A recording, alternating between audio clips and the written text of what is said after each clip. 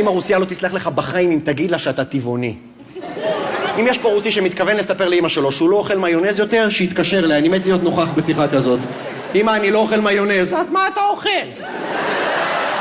עשיתי את זה לאמא שלי פעם בתור מתיחה, אמרתי לה, אמא, מהיום אני טבעוני. מהיום אתה לא בן שלי.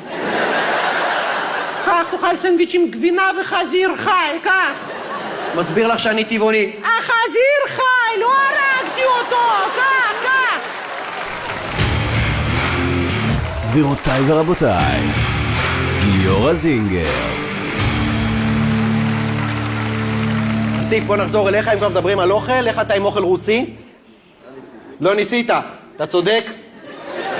אתה צודק, אני לא טוען שזה לא טעים, אבל זה קשה להבנה. בוא נגיד, זה 5 יחידות של האוכל, אוקיי? תקשיב טוב. קודם כל אמא, חשוב לה שהילד ייקח אוכל. חשוב לה, באמת. אמא שלי עובדת בבית חולים, מתקשרת אליי לפעמים כשאני אוכל עם אבא שלי.